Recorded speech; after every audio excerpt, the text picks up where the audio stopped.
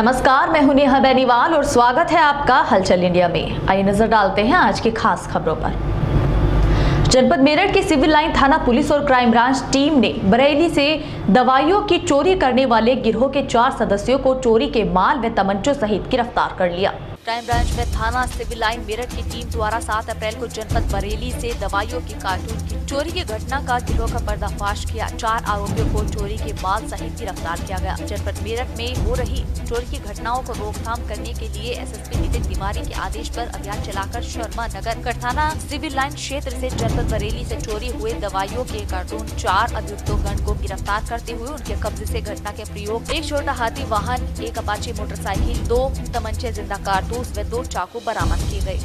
और इसके अलावा जो थाना पुलिस है उसने 4 लोगों को गिरफ्तार किया है।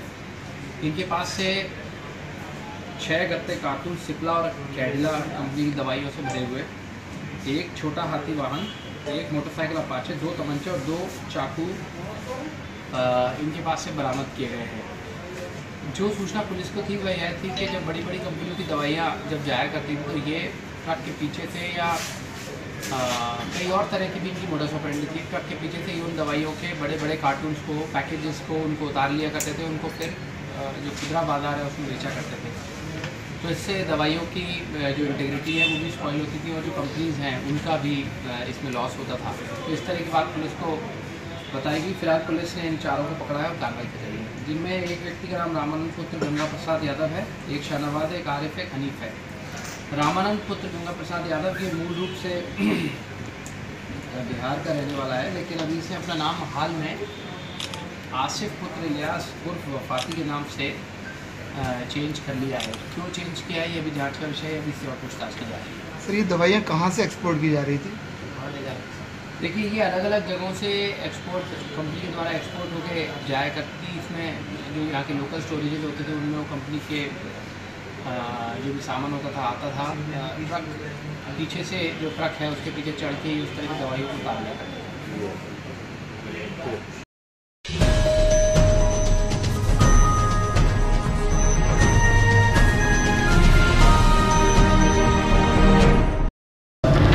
मुजफ्फरनगर लोकसभा क्षेत्र के रतनपुरी में भाजपा की रैली को संबोधित करने पहुंचे मुख्यमंत्री योगी आदित्यनाथ ने गठबंधन पर जमकर भड़ास निकाली।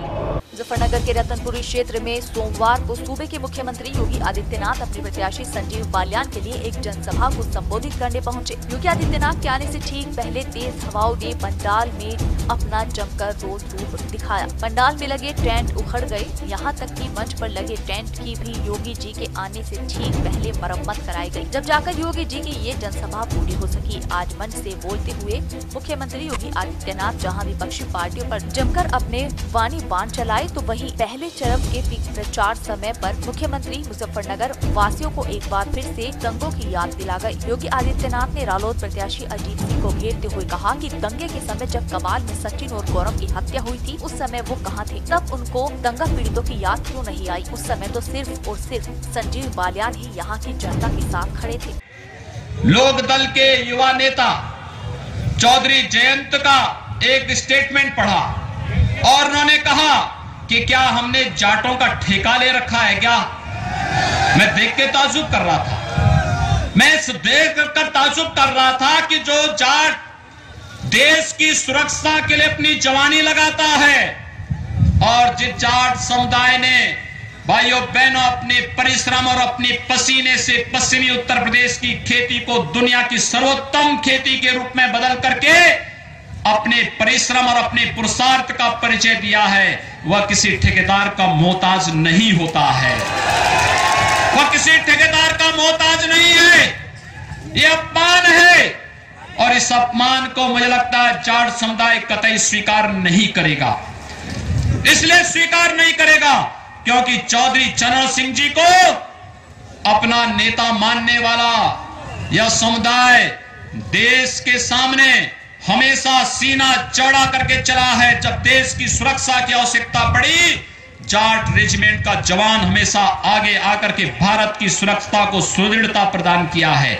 और आज चौधरी अजीत सिंह के सुपुत्र कहते हैं कि क्या हमने जाटों का ठेका ले रखा है? भाइयों बहनों, बहुत दुर्भाग्यपूर्ण बयान था। मैंने सचमुच बयान पढ़ा, बहुत दुख मुझे हुआ और मुझे लगा कि देखिए, ये लोग राजनीति तो उनके नाम पर करना चाहते हैं, लेकिन उनके प्रति इनके मन में कितना विस्वमन भरा पड़ा है। और उसका जवाब मुझे लगता सबसे अच्छा चुनाव हो सकता है 2019 का लोकसभा का चुनाव। 2019 का लोकसभा का चुनाव करते समय मैं आप सबसे यही अपील करना चाहूंगा कि भाइयों बहनों, एक तरफ भारतीय जनता पार्टी का विकास, सुरक्षा और सुशासन का एजेंडा आपके सामने है। सबका साथ और सबके विकास की गारंटी। हमने 23 करोड़ जनता के विकास और 23 करोड़ जनता की सुरक्षा की गारंटी ली है, तो हम लोग अपनी इस प्रतिबद्धता के साथ आज भी जुड़े हुए हैं। हमने सुरक्षा के मुद्दे पर कोई भेदभाव नहीं किया। मुझे याद है, अभी 10 दिन पहले पश्चिमी उत्तर प्रदेश का एक बहुत बड़ा चौधरी परिवार मेरे पास आया था और उन्होंने कहा कि हम भारतीय जनता पार्टी ज्वाइन करना चाहते हैं। वे समाजवादी पार्टी के एमएलसी थे, एमएलसी हैं भी। तो मैंने उनसे कहा कि चौधरी साहब, अब तो हमारे टिकट वितरित हो चुके हैं, अब आप क्यों आ रहे हैं? उन्होंने कहा मैं इसलिए आ रहा हूं क्योंकि अब टिकट आप वितरित कर चुके हैं, मैं बिना शर्त भारतीय जनता पार्टी को समर्थन देने के लिए आ रहा हूं। मैंने कहा क्यों? उन्होंने कहा देखिए, मैं 6 बार एमएलए रहा हूं, 2 बार मंत्री रहा हूं, आज एमएलसी हूं। मैंने पद कमाया है, प्रतिष्ठा कमाई है, अपनी जाति के लिए, अपने समाज के लिए कार्य किया है, लेकिन अब देश के लिए कार्य करने का समय आ गया है और मोदी जी के नेतृत्व में हम लोग देश के लिए कार्य करना चाहते हैं। मैंने कहा ये तो बहुत अच्छी बात है। उसी समय उनका पुत्र सामने आ गया और उनके पुत्र ने कहा कि हम एक और बात को लेकर के आना चाहते हैं। जब हम लोग अपने घरों में जाते हैं और हमारी गाड़ियों में सपा, बसपा या लोकदल का झंडा लगा रहता है, तो घर की महिलाएं दुत्कारती है, कहती है अरे क्या गुंडों का झंडा लेकर के चल रहे हो? ये मोदी और योगी ने क्या बिगाड़ा है? कम से कम उनके आने के बाद बहन बेटियों की इज्जत सुरक्षित हुई है, क्यों नहीं उनका साथ देते हो? और इसलिए रोज रोज की इस घर के अंदर के इस अपमान को सहने के बाद अंततः हम लोग आए हैं। अब अपमान नहीं सहेंगे, बहन बेटियों के स्वाभिमान और सम्मान की रक्षा करेंगे और इसलिए हम लोगों ने तय किया कि भारतीय जनता पार्टी का समर्थन करेंगे। और भाइयों बहनों, बहुत बड़ी बात उस जवान ने कही, बहुत बड़ी बात कही। मैंने उनसे पूछा, मैंने कहा भी ऐसी क्या बात है? उसने कहा साहब, पश्चिमी उत्तर प्रदेश में कोई भैंसा गाड़ी चलती थी, कोई बैलगाड़ी चलती थी, पता नहीं कब भैंसा और बैल गायब हो जाए, कोई भरोसा नहीं रहता था। और ये सब अवैध बूचड़खाने संचालित करने वाले लोग ये भैंस और बैल को काट देते थे और गाड़ीवान देखता रह जाता था। बहन और बेटियां स्कूल नहीं जा पा रही थी क्योंकि पता नहीं कब उन बहन बेटियों की इज्जत के साथ खिलवाड़ हो जाए, कब एसिड अटैक हो जाए। और इसी प्रकार से व्यापारी सुरक्षित नहीं था। केराना, कांदला और न जाने दर्जनों ऐसे कस्बे थे जहां से व्यापक पैमाने पर पलायन हुआ था। भाइयों बहनों, 2 वर्ष के दौरान क्या किसी बहन और बेटी को कोई जबरन उठाने का दुस्साहस किया? क्या कोई कर पाएगा? क्या किसी व्यापारी से कोई गुंडा टैक्स ले पाएगा? आज के दिन पर लेने का दुस्साहस करेगा क्योंकि उसे मालूम है कि अगर किसी बहन और बेटी की इज्जत के साथ कोई खिलवाड़ करेगा तो रावण और कंस की ही तरह उसकी भी दुर्गति तय है। यह तय है। उसको फिर कोई धरती पर जगह देने वाला नहीं बचेगा अगर कोई बहन बेटियों की इज्जत के साथ खिलवाड़ करेगा और यहां के व्यापारियों से कोई गुंडा टैक्स वसूली करेगा, किसी निर्दोष लोगों पर हमला करने का दुस्साहस करेगा, तो उसे मालूम है कि वैसे ही आज पश्चिमी उत्तर प्रदेश और पूरे उत्तर प्रदेश के अंदर का हर अपराधी, हर माफिया इस बात को जानता है। उसी प्रकार से जानता है जैसे जब अहि रावण ने राम और लक्ष्मण का अपहरण किया था, तो अपहरण करने से पहले वो जानता था कि राम और लक्ष्मण का अपहरण करने का मतलब मौत को आमंत्रित करना। जैसे माता सीता का अपहरण करते समय रावण भी इस बात को जानता था कि भगवान राम से दुश्मनी मोल लेने का मतलब राम के बाण उसकी नाभि के अमृत को सुखा डालेंगे और उसको मार डालेंगे। इंद्रजीत भी जानता था कि राम के साथ द्रोह करने का मतलब क्या होगा, और यही बात कुंभकर्ण भी जानता था। भाइयों बहनों, ये तुष्टीकरण की राजनीति इस देश को कहां लेके जाएगी।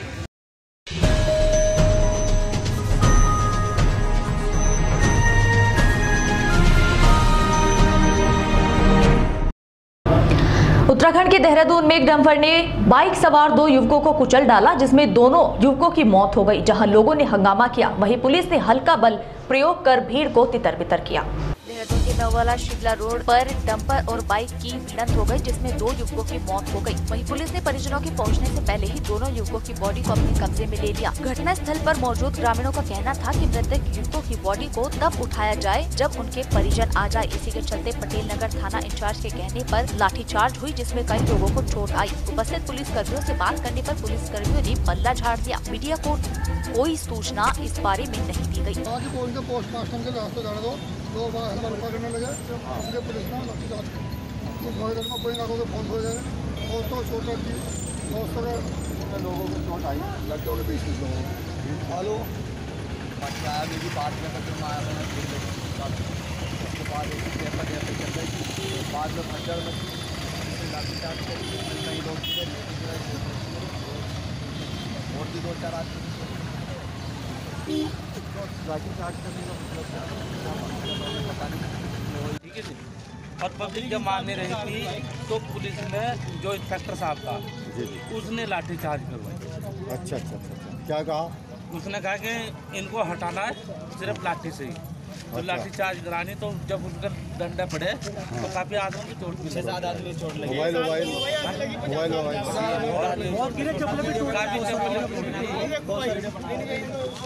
जी बहुत के लगी है। आ जाओ सामने आ जाओ। ये देखो, ये लग रही बाढ़ तो लगी। क्या हुआ आपके साथ? और एना में तो यहाँ जा रहा था। नहीं, आपको चोट कैसे आई? जैसे बर्दर लाठी चार्ज करी ना, जैसे भाग गया एकदम से। अच्छा। एक के नीचे आके मैं भी नीचे गिर गया। जब ले गिरी हम तो काम पे जा रहे थे, बिहार में काम लग रहा है ना हमारा। ठीक। हाँ, नहीं, घर वाले को तो इंतजार करना चाहिए था। उसके घर वाले हम इंतजार तो बना। चलो।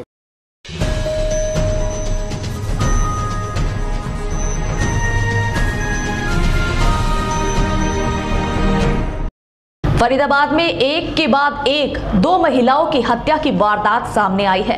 जहां एक पति ने अपनी पत्नी की हत्या कर दी, वहीं एक प्रेमी ने अपनी प्रेमिका का गला दबाकर हत्या कर दी। दिल्ली से सटे फरीदाबाद में एक के बाद एक 2 दिन में 2 महिलाओं को मौत के घाट उतार दिया गया, और उनको उतारने वाले कोई और नहीं बल्कि उनके ही अपने थे। एक तरफ जहां एक प्रेमी ने अपनी प्रेमिका की गला दबाकर हत्या कर दी, तो दूसरी ओर पति ने अपनी पत्नी को चाकू से गोदकर मौत के घाट उतार दिया। फिलहाल पुलिस दोनों मामलों में कार्रवाई की बात कह रही है। पुलिस के मुताबिक आरोपी प्रेमी को गिरफ्तार कर लिया गया है, जबकि एक आरोपी फरार है। महिला की हत्या भावना नाम की लेडीज है, वो सेक्टर 23A में किराए पर रहती थी अपने हस्बैंड के साथ। उसका हस्बैंड कंपनी में काम करता है। यहाँ एक उसका दोस्त है पुष्कर नाम का, तो उसके घर आता जाता रहता था, और उसने कल समय करीब 3 बजे दिन में उसकी गला दबाकर अपने हाथ से और हत्या कर दी उसकी। तो आरोपी को हमने रात को गिरफ्तार कर लिया है, और वो 1 दिन की पुलिस रिमांड पे है। कहाँ की रहने वाली है सर? ये जो महिला है कहाँ की रहने वाली है? महिला पीछे से आगरा के रहने वाले हैं, और यहाँ रह रहे हैं किराए पर। कितने समय से सर हम किराए इस पर मकान में 2 महीने से रह रहे हैं। पुलिस की तरफ से इस टाइम क्या कार्रवाई चल रहा है इस तरह? हमने आरोपी गिरफ्तार कर लिया और कोर्ट में आज पेश किया था। 1 दिन की पुलिस रिमांड पे है वो। अभी उससे कुछ पूछताछ और भी करनी है, और कुछ रिकवरी वगैरह करनी है। कल पेश करेंगे दोबारा कोर्ट में। एक तिरखा कॉलोनी में मर्डर हुआ है। सुनीता नाम की लड़की है। रात को उसके घर वाले ने उसका मर्डर कर दिया, और मर्डर करके घर से निकल के और बाहर भाग गया वो। सुबह उसके आरोपी के भाई ने देखा कि बाहर की संकड़ लगी हुई है, तो उसने खोला तो वो मृत अवस्था में थी। उसने कंट्रोल में सूचना दी। कंट्रोल में सूचना के बाद पुलिस मुख्य के जरिए डेड बॉडी उठा के बीके उसको डेड बॉडी भिजवा दी और आगामी कार्रवाई करने लग रही है। कहाँ के रहने वाले और कितनी उम्र है? मरने वाली सुनीता, उसकी उम्र करीब 20 साल है और करीब पिछले 20 साल से ये यहीं फरीदाबाद फैक्ट्री में काम करते हैं। अभी उन्होंने कंप्लेंट नहीं दी है, अभी कंप्लेंट देंगे और फिर आगामी कार्रवाई करेंगे।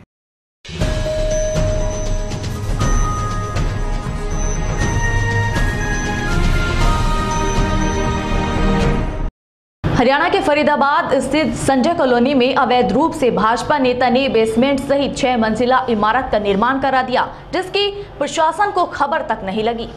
ईमानदारी का ढिंढोरा पीटने वाली हरियाणा बीजेपी सरकार के बीजेपी नेता ही प्रशासन की नाक के नीचे कर रहे हैं अवैध निर्माण और प्रशासन ने सरकार को लगा रहे हैं लाखों का चूना। ऐसा ही नजारा हाईवे NH2 JCB कंपनी के सामने संजय कॉलोनी में देखने को मिला, जहां पर देखते ही देखते बेसमेंट सहित 6 मंजिला इमारत खड़ी कर दी गई और प्रशासन में सरकार आंखें बंद करके बैठी रही। प्रशासन में कानून की हिदायतों के अनुसार किसी रिहायशी क्षेत्र में न तो बेसमेंट बना सकता और किसी भी इमारत को 3.5 मंजिला से ज्यादा नहीं बनाया जा सकता। यहाँ पर तो बीजेपी नेता की दबंगई देखिए, देखते ही देखते बेसमेंट सहित 6 मंजिला इमारत खड़ी कर दी गई। इमारत बनाने वाले बीजेपी नेता को ना तो प्रशासन से कोई डर है और ना ही कानून का कोई डर है। जहाँ हरियाणा बीजेपी सरकार के मुखिया बड़े बड़े दावे करते हैं, ना खाएंगे ना खाने देंगे, वहीं बीजेपी नेता बिना मंजूरी के कानूनी हिदायतों को ताक पे रखकर बेसमेंट सहित 6 मंजिला इमारत खड़ी कर देते हैं। प्रशासन आंख बंद कर बैठा रहता है, जब कोई आम आदमी अपना सर छुपाने के लिए मात्र 5 गज के प्लॉट पर छत डालता है तो यही प्रशासन पूरे लॉ लश्कर के साथ तोड़ने पहुंच जाता है। अब साहिब को ये बताइए कि बीजेपी नेता की इस बिना प्रशासन की मंजूरी के इस बेसमेंट सहित 6 मंजिला इमारत पर नगर प्रशासन कब कार्रवाई करता है? वहीं जब नगर निगम तोड़फोड़ दशा की SDO से बात की गई तो उन्होंने कार्रवाई करने की बात तो कही, लेकिन अभी तक कोई भी कानूनी कार्रवाई नहीं की गई। मैं नहीं पता थी परमिशन ले रखी है ना ले रखी है जी। ये राकेश पार्षद की है, भाई बना रहा है, पैसा है अगले के पास, कहाँ तो लगा रहा है। Sanjay colony Mathura road JCB की चौक के सामने। मंजिल तो नहीं है, 2-3 मंजिल तो बतेज खड़ी है, 2 मंजिल तो चल जाती है, लेकिन इतनी 5-6 मंजिल किसी की नहीं है। 6 मंजिल है। मैं तो पता नहीं सरकार ने बैन लगाया है न लगाया है। बेसमेंट भी है नीचे है भैया भी, ये इसके हिसाब से बेसमेंट के हिसाब से तो ये 6 पहुँच रही है। राकेश गुजर पार्षद, ये वार्ड है 40 वार्ड। इसके बारे में पता नहीं कि बैन है या नहीं है, क्या है। बिल्डिंग बनी हुई है आपके सामने। अभी वो बिल्डिंग हमारे संज्ञान में आई है और उस बिल्डिंग पर कानून के अनुसार कार्रवाई की जाएगी।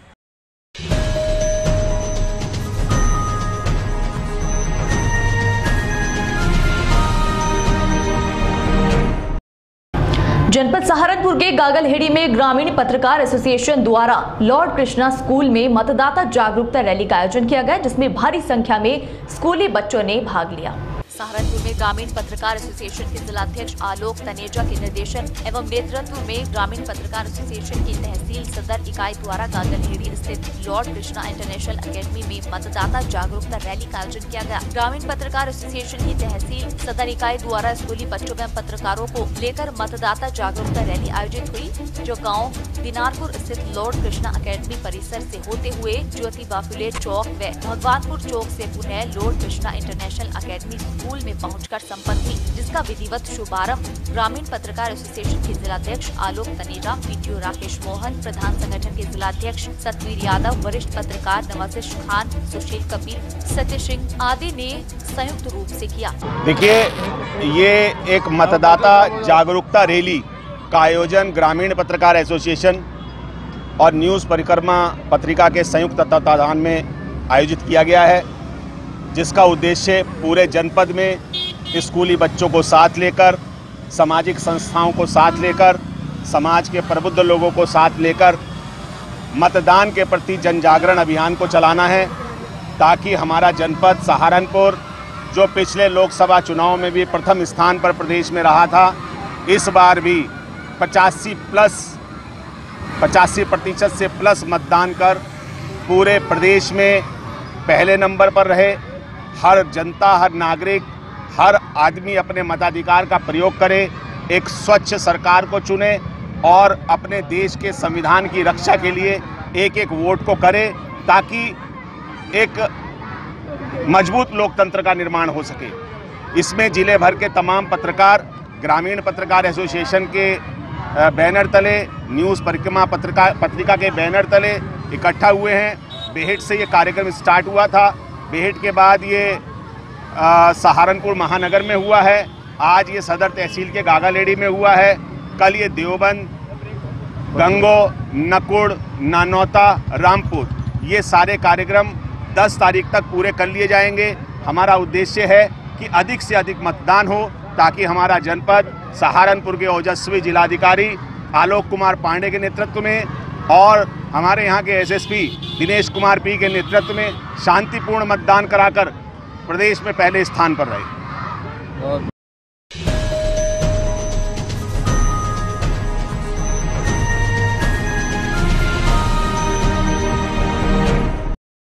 जनपद मेरठ की लिसाड़ी गेट थाना पुलिस ने एक अभियुक्त को तमंचा फैक्ट्री के साथ एक मकान से गिरफ्तार कर लिया, जिसके कब्जे से बने अगबने तमंचे व तमंचे बनाने के उपकरण भी बरामद हुए हैं।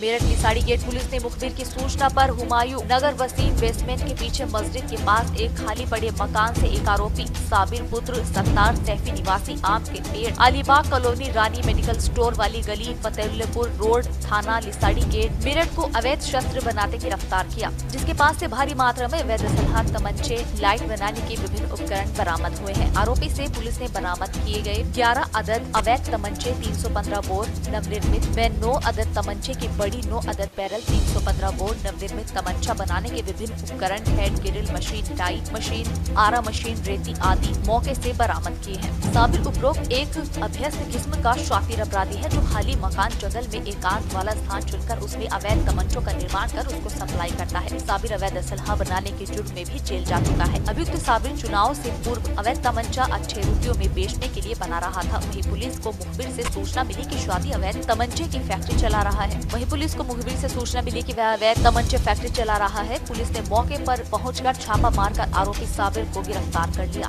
ये है, इसमें एक व्यक्ति साबिर को पुलिस ने पकड़ा है। पहले भी शस्त्र फैक्ट्री और शस्त्र बनाने का अवैध कारोबार करता रहा है और 2 बार पुलिस की पकड़ में पहले भी आ चुका है। तो पुलिस ने चुनाव से पहले इस व्यक्ति को पकड़ के एक और शस्त्र फैक्ट्री का भंडाफोड़ किया है। करीबन 8 शस्त्र फैक्ट्रियाँ पुलिस अभी रिसेंट में पकड़ चुकी है जनपद में। सर, इसमें अकेला ही आदमी शस्त्र बनाने का काम करता था या कुछ और साथ थे? अकेले ही आदमी बनाने का काम करता था।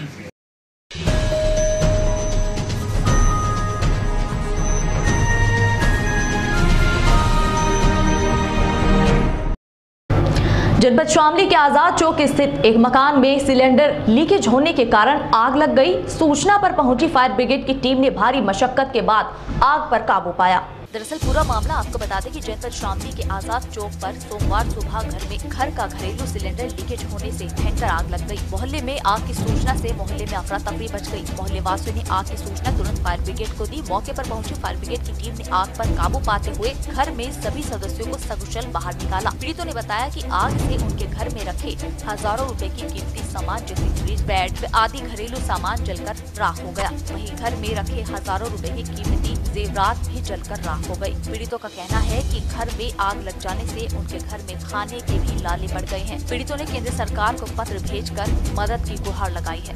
ये बच्चे से चाय बनाई थी, ध्यान नहीं करा, सिलेंडर लीकेज है नहीं है। चाय बनाते वक्त दिमाग पकड़ लिया, आग पकड़ने के बाद भर गई, किताब दिए वो खींचता था, सिलेंडर गया यहाँ मिल गया, एकदम घर में आग लग गई। क्या नुकसान है? नुकसान 50,000 तो मंडी के रखे थे, जो देने वाले मंडी वालों के, और बाकी सामान सारा पेड़ दिया, फ्रिज चाहिए का सब कुछ खत्म हो गया, आग सब जल गई। किसी को चोट वोट, कपड़ा लत्ता, किसी को चोट वोट लगी? बस ये जान बची, प्रॉब्लम जान बचा सब। सुबह भैया नाश्ते का टाइम हुआ, सिलेंडर पहले से लीकेज था, हमें मालूम नहीं था। जैसा कि उसमें सुबह रेगुलेटर लगा, उसमें एकदम लीकेज हुआ, आग ज़्यादा बढ़ती गई। मोहल्ले पड़ोस को इकट्ठा हुआ, सब रुक के रोलो है। जो हमारी नकदी रखी हुई थी 50,000 रुपये भी सब जल के राख हो गए। फ्रिज, कूलर वगैरह, टीवी सब, बेड वगैरह सब जलकर बिल्कुल राख हो गई, कुछ नहीं रहा इसमें। किसी के चोट से सब नहीं, किसी के चोट नहीं है, जान का कोई नुकसान नहीं है, माल का नुकसान है। इसकी सूचना आपने किसी को दी? इसकी सूचना हमने फायर ब्रिगेड को दी।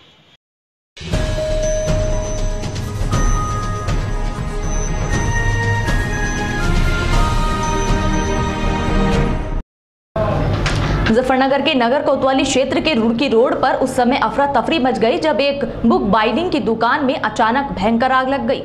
मुजफ्फरनगर के नगर कोतवाली क्षेत्र के रुड़की रोड पर उस समय अफरा तफरी मच गई जब एक बुक बाइंडिंग की दुकान में अचानक भयंकर आग लग गई। आग इतनी भयंकर थी कि दुकान में बाइंडिंग होने के लिए आई लाखों रुपए की किताबें जलकर राख हो गई। दरअसल नगर कोतवाली क्षेत्र के रुड़की रोड स्थित चाटू उस्ताद नामक व्यक्ति बुक बाइंडिंग की दुकान करता है, जिसमें रविवार देर रात अचानक आग लग गई। आग इतनी भयंकर थी कि चंद मिनटों में ही पूरी दुकान को अपने चपेट में ले लिया और दुकान में रखी लाखों रुपए की किताबें जलकर खाक हो गई। आग की सूचना मिलते ही फायर ब्रिगेड की गाड़ियां मौके पर पहुंची और घंटों की मशक्कत के बाद आग पर काबू पाया। अभी तक आग के कारणों का पता नहीं लग पाया है। फिलहाल फायर ब्रिगेड के अधिकारी मामले की जांच के बाद कारणों का पता चल पाएगा की बात कह रहे हैं। करीब 11:40 पे हम लोगों को फायर स्टेशन पर सूचना मिली कि थाना कोतवाली के सामने जितेंद्र कुमार जैन है, इनकी जो है इन्होंने जो इनकी प्रॉपर्टी है इसमें चाटू उस्ताद एक व्यक्ति हैं जो कि काफ़ी बुजुर्ग हैं और काफ़ी पुराने समय से बुक बाइंडिंग का काम कर रहे हैं। तो उसमें जो है आग की ऊपरी मंजिल पर हमें सूचना प्राप्त हुई। सूचना मिलते ही तत्काल हमारी 2 फायर टेंडर जो है मौके पर तत्काल पहुंचे एवं प्रभावी शीघ्र रूप से जो है आग पर काबू पाया गया। फिलहाल वर्तमान में स्थिति पूर्ण रूपेण काबू में है। आस पड़ोस में और कोई शोरूम वगैरह भी नहीं और कोई चपेट में नहीं आया। जितनी भी हो सकता था जल्दी से जल्दी इस पर कार्रवाई की गई एवं जो है संपूर्ण संपत्ति को बचाने के लिए। किस तरह का सामान था सर इस गोदाम में? इसमें जो है बुक बाइंडिंग का बताया जा रहा है और जो है आकलन करने के बाद बताया जाएगा। कितनी गाड़ियां मौके पर आई? 3 फायर टेंडर हमारे मौके पर आए। नुकसान कितना हुआ है भैया? इसका आकलन करा जाएगा और जैसे ही होता है इसके बारे में आपको सूचना दी जाएगी। कारण क्या बताया जा रहा है? अभी जो है इसकी जांच नहीं हो पाई है, चूंकि अभी जो है फायर फाइटिंग का काम हुआ है। इसकी जांच करी जाएगी और जांच होने के उपरांत आप लोगों को बताया जाएगा।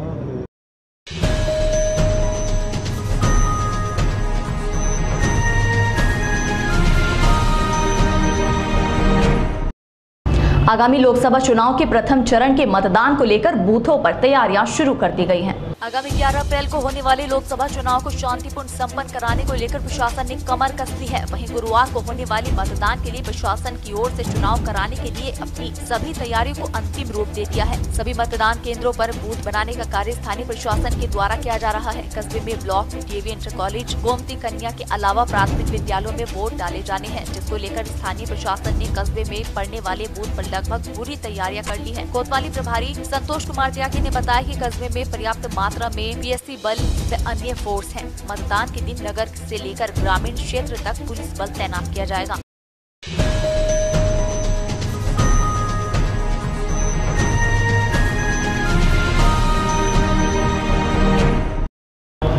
हलचल इंडिया में आज के लिए इतना ही। कल फिर हाजिर होंगे, तब तक के लिए नमस्कार।